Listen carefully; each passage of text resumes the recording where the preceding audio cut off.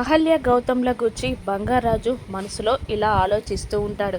అహల్య ఎలాగూ తన మనసులో ఉన్న మాటని, తన మనసులో ఉన్న ప్రేమని గౌతమ్ బాబుకి చెప్పదు. అహల్యకి బదులు నేనే తన మనసులో మాటని గౌతమ్ బాబుకి తెలియజేసేలా ఒక లెటర్ రాస్తే ఎలా ఉంటుంది అని ఆలోచించి అహల్య రూమ్లోకి వెళ్తాడు బంగారాజు. అహల్య కిచెన్లో వంట చేసుకుంటూ ఉంటుంది. అహల్య రూమ్లో లెటర్ రాస్తూ ఉంటాడు బంగారాజు. గౌతమ్ గారు, మీరంటే నాకు అభిమానం, ఇష్టం, ప్రేమ.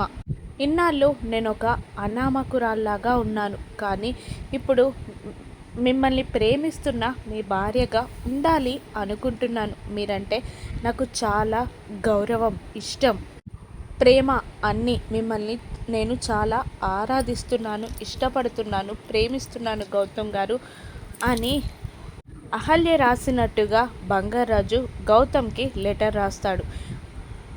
అహల్య కిచెన్లో పని చేసుకుంటూ ఉంటుంది. అప్పుడే గౌతమ్ ఇంటికి వచ్చి జీప్ పార్క్ చేసి పైకి రూమ్లోకి వెళ్తూ ఉంటాడు. లెటర్ రాసిన బంగారాజు అక్కడున్న బాబుని చూస్తూ, అరే చిన్నికన్నా, నువ్వే మీ నాన్న అమ్మల్ని కలపడానికి మార్గం అవ్వాలరా నాన్న అని అంటూ ఆ లెటర్ని మడిచి బాబు పక్కనే పెడతాడు ఎగిరిపోకుండా.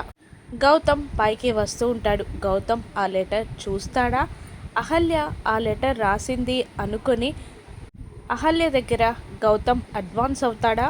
అహల్య ఎలా రియాక్ట్ అవుతుంది? అసలు ఏం జరుగుతుందో రాను నెక్స్ట్లో చూద్దాం. Thank you for watching.